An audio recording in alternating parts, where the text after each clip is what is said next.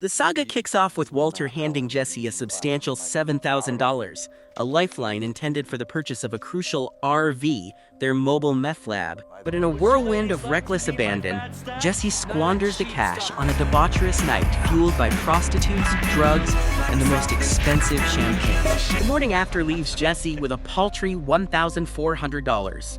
Nowhere near enough for his intended purchase. In a stroke of desperation, Jesse manages to borrow an RV from his acquaintance, Combo, a vehicle that would become the workhorse of their clandestine operation.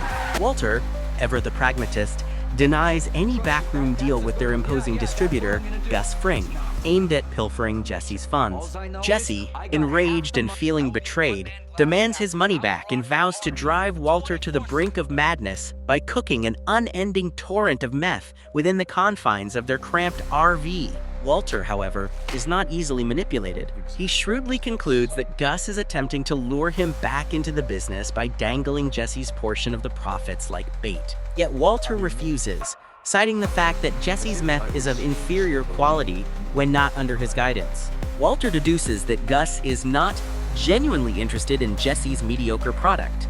This is a carefully crafted ploy designed to appeal to Walter's ego and pride in his formula, to convince him that he is superior, irreplaceable, and to convince him to return to work. Undeterred, Gus presents Walter with a dazzling final offer, a state-of-the-art hidden super lab tucked away beneath his industrial laundry. The location allows for seamless chemical deliveries disguised as routine laundry supplies, a cutting-edge filtration system that vents clean steam like the rest of the business, and a production target of 200 pounds of meth per week.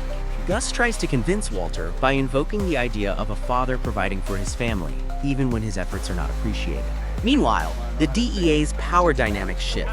Agent Gomez, hungry for action, eagerly accepts the El Paso assignment, leaving Hank, with his damaged psyche, behind in Albuquerque to wrestle with the enigmatic Heisenberg case. Hank remains fixated on the RV, and his erratic behavior raises red flags with his wife, Marie. Marie is both relieved that Hank will not return to El Paso given what happened to Tortuga, but also baffled as to why he would want to remain in Albuquerque. Marie, increasingly concerned, confides in Skylar, setting off a chain reaction of doubt. Skylar begins to question her own entanglement with Ted. She stumbles upon Walt's hidden stash of cash, leading her to believe that perhaps reconciliation might be possible.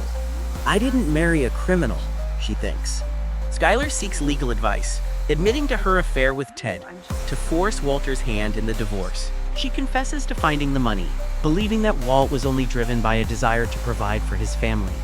Skylar's lawyer, however, delivers a harsh dose of reality, informing her she is now an accessory after the fact and is legally culpable. Skylar discovers the signed divorce papers, along with the fact that Walter has left the house with the duffel bag of money. This prompts Walter to finally confess to Saul and Jesse that he is returning to cooking meth, but with Gus, an action that enrages Jesse. Walter placates Jesse by returning his cut from the previous meth cook, but he then cruelly informs him that their partnership is over. With Walter now operating under Gus's watch, Jesse won't be able to move his second-rate product anywhere.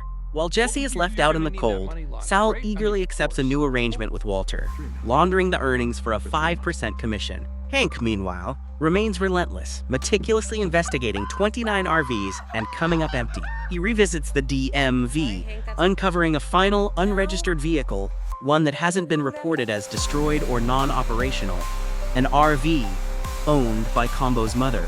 His interview with her reveals the vehicle was stolen months ago, a theft she never reported out of concern for her son's legal troubles. Hank unearths a connection between Combo and Jesse, uncovering that Combo was the dealer shot by rival gang, and who was also the owner of the RV, thus tightening the noose around Jesse.